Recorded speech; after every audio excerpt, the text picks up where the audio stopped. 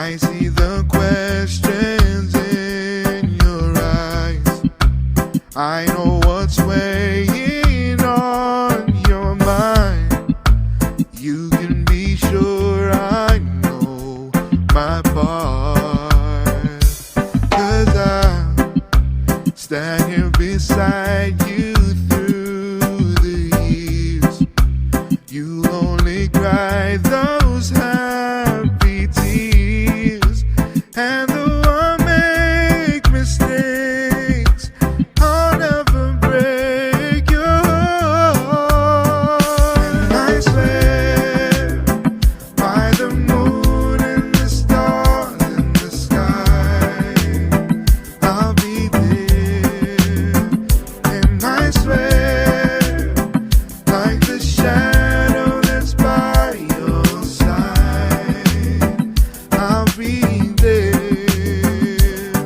For better or worse, till death do us part. I'll love you with every beat of my heart, I swear.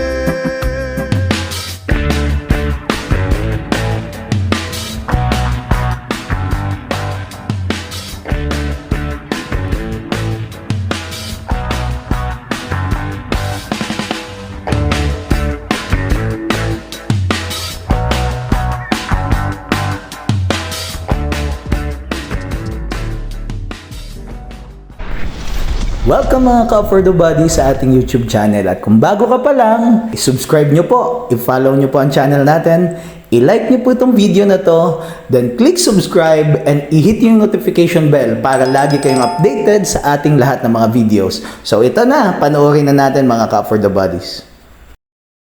Yes, good morning mga ka-For The Bodies. What a beautiful and wonderful day. Andito po tayo ngayon sa bayan ng Del Gallego at andito po mismo sa drone shot po natin.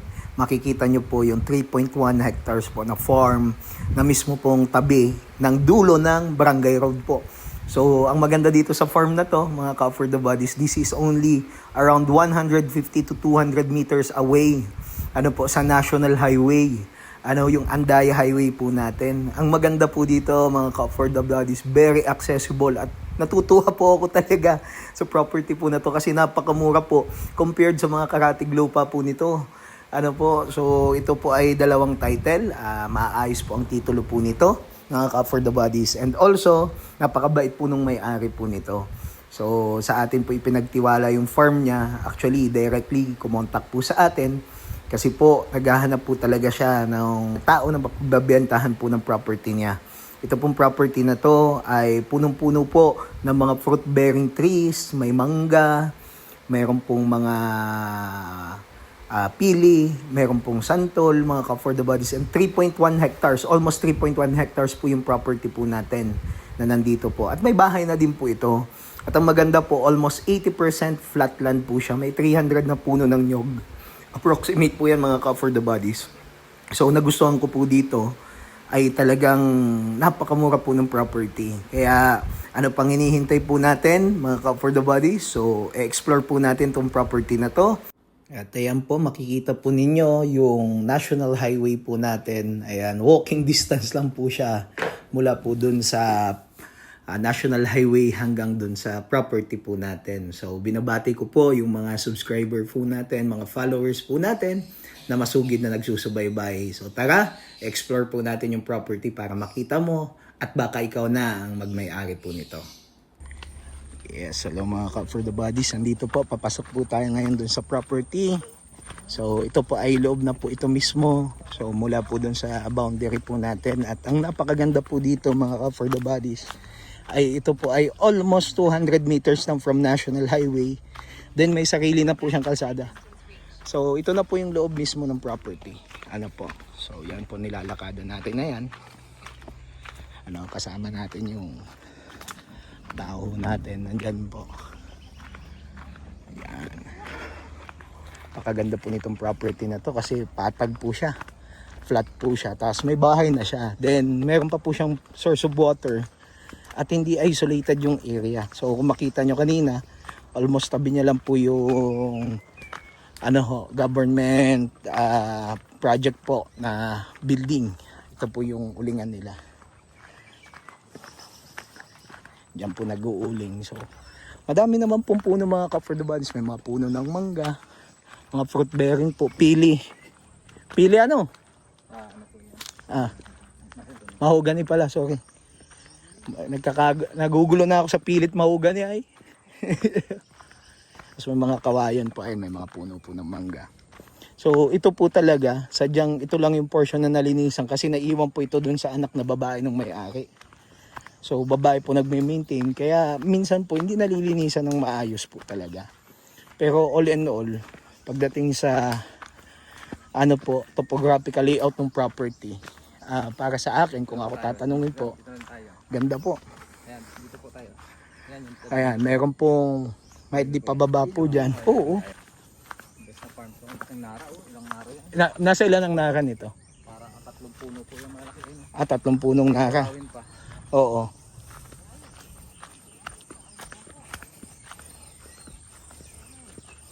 Ganda po ito, mga ka for the bodies. Daming bayabas. Puro bayabas. Ito yung, may bahay na, structure na. Ganda. Ayan ang mga ka for the bodies. Ayan po. Ganda po. Ayan. So, mga nasa 80% flat area po ito. May puno ng bayabas. May bahay na. Kaya walang problema. May baka na. Hindi kasama yung baka. Wag yung baka. Ayan ho. May kalapit bahay to. Yung katabing lupa, yung kabila. Ganda oh, malinis na.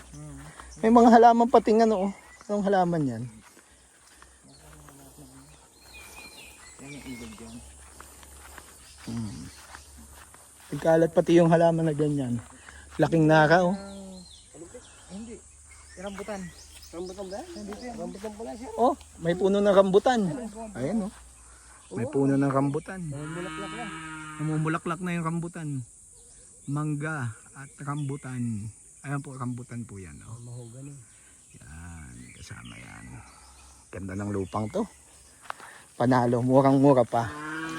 Kasi compared dun sa ibang properties ho natin mga ka for the bodies, ito po ay almost tabi lang ng National Highway. Actually, pag galing ka po sa ano po, pag galing ka po sa National Highway, pagbaba mo ng bus, kahit lakadin mo na lang to, andito ka na sa property mo. Tapos pasok po yung sasakyan. Meron dito yung parang balon. Maago siya flowing in Jesus name. Saan naliligo? Alin? May balon dyan. Tingnan natin. Jesus name. Yun, may balon. Nandun yung balon. Ayan po yung balon. Yan po, walang hindi kinakati yan. Ito din nakati. So sa water source, wala po tayong problema.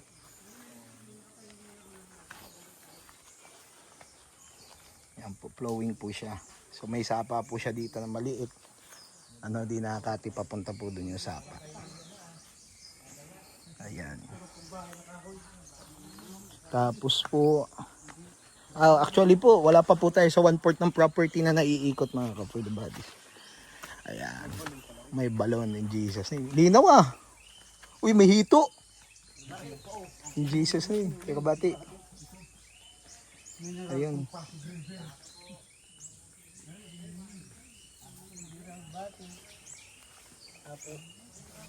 May hito ako nakita. Jesus name. May kalabaw. Hindi po yan kasama. Ito langka.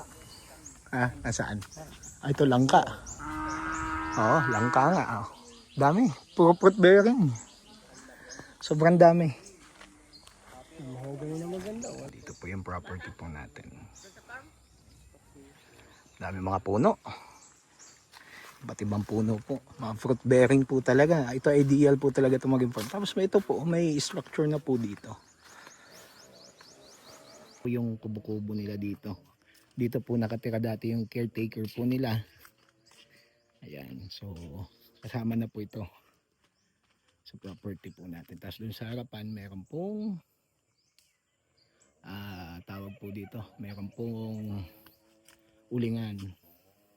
Nasa 300 na puno po. Ang daming puno, mga ka-for the bodies, iba't iba. Pakaganda po nito.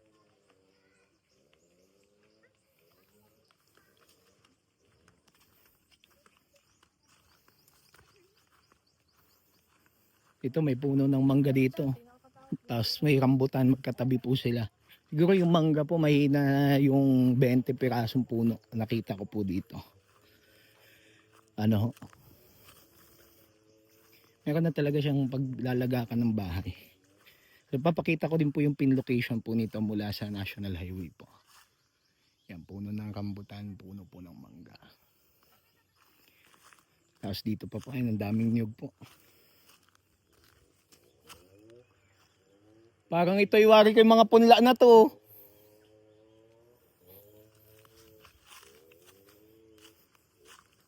Ayan, puro puno ng niyog, ang dami po. Dami, napakaganda po nito.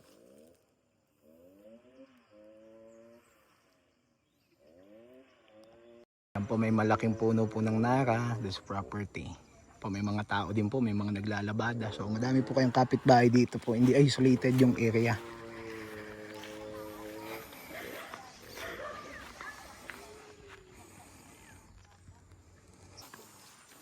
Palabas po tayo.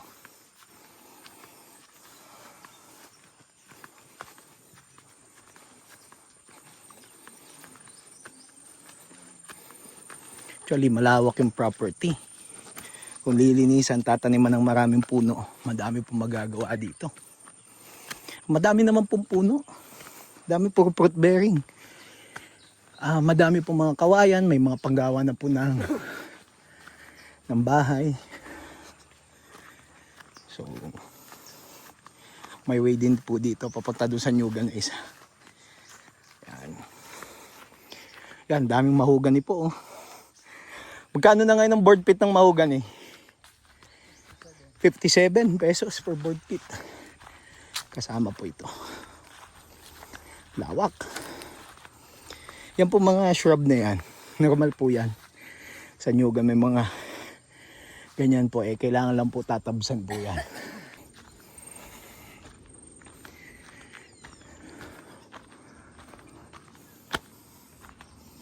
Po yung ulingan nila. Palabas na po tayo ngayon.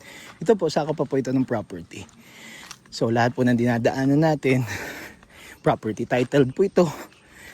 Napaka transparent tong may-ari. Ay nako po, ang ganda nito. Panalo makakabili nito. Nagustuhan ko po dito, ang daming fruit bearing po, iba-iba. Daming mangga ko nakita. May mga pili, mahogany, niyog. Estimated ko po mga nasa 300 na niyog po ito kasi may mga matatandang niyog na po. Ayan, kagaya niyan. Putol na po.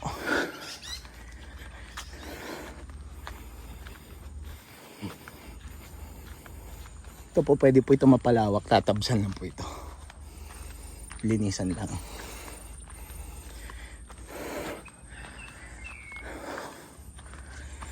Mga nyugan na yun, kasama yun ano? Lahat. Dami, nyug. Sobrang dami. Ganda. Dito na po tayo sa boundary. Labas na po tayo. Maganda. Pakita natin yung muhon. Ayan po yung muhon. Hangganan po yan. So ito naman po kasi barangay road na po. Dikit po siya kasi ito part pa po ito. Di lang po natuloy yung paggawa. Hanggang dito lang po yung natapos. Ayan na po. Ganda no? Para ka may sariling daan. Exercise. Ayan mga Cup for the Bodies, nandito na po tayo sa dulo ng Barangay Road. So nasa 200 meters po. Ayan po yung kabila naman, Barangay Road din po yan. Okay, ayan lang po National Highway. Nasa baba lang po. Ayan na po, National Highway na po yan. So ito po kasing road na to, dito po yung daan nyo, i-connect po yan doon papunta sa baba. So once na mabili nyo po yung property, hindi nyo na po problemahin yan dahil sagot na po natin yan. Pakita ko po sa inyo sa drone shot mga Cop for the Bodies. Yes mga Cop for the Bodies, ito po yung National Highway po natin, Andaya Highway po.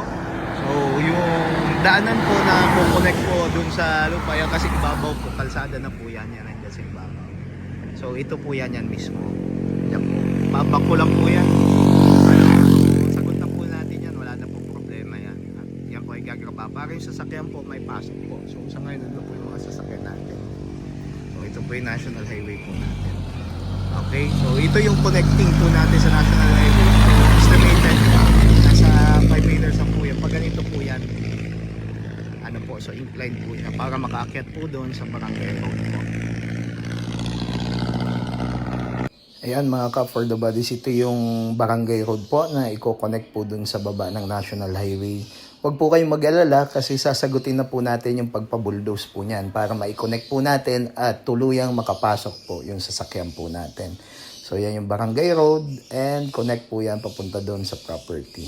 So bonus na po mga Cop for the Bodies yung papa-bulldoze po natin. Ako po mismo yung tutulong po magpa-backhoe po niyan. Then ayan na po mismo yung property ho natin. Maganda po dito sa area, may malalapit po na beaches, almost 15 minutes lang po, nasa dagat ka na. So kung gusto magpunta sa mga beaches, meron po dito kasi ang Del Gallega po is facing Daragay Gulf. So ang mga karatig bayan po nito ay ang Ragay at saka po ang Tagkawayan. So ayan mga Cop for the Bodies, ito po yung map po natin. Yan pong nakapin na point na yan, yan po yung entrance ng property. So kung makikita nyo po, hanggang sa National Highway po, yan ay nasa 200 meters lang po. So konkreto po yung kalsada, hindi po kayo mahihirapan. Actually, pag bumaba ka po galing bus, automatic, pwede mo nang lakadin yung property mo. So hindi isolated yung area, may mga kapitbahay po at higit sa lahat, very accessible at napaka-mura po nito. Madami pong karatig ito, nagwa 1,000 per square meter na po yung lupa po dito. Pero ito po ay sobrang mura po mga Cop for the Bodies. Hanggang dito na lamang po yung video po natin for today at nagpapasalamat po tayo sa lahat ng nanood ng video. Mga Cop for the Bodies, andyan po yung number natin, mga ka-farmlot po natin. Nandyan yung number natin sa upper right hand corner ng screen. Message me po sa WhatsApp, sa Viber, or directly add me po sa Facebook Messenger po natin, affordtheland.ph. So yan po yung mga contact details po natin. Then kung hindi ko man po kaagad masagot, mag-iwan po kayo ng mensahe at babalikan ko po kayo. So first come first serve po tayo. Completely po na-check na po natin yung details ng property at easily transferable po ito sa makakabili. So mga Cop for the Bodies, maraming salamat po at tanging sa Diyos lamang po ang kapurihan at tanging Kanya lamang. Mga Cop for the Bodies, see you po sa ating mga next video. So bye-bye for now. God bless everyone.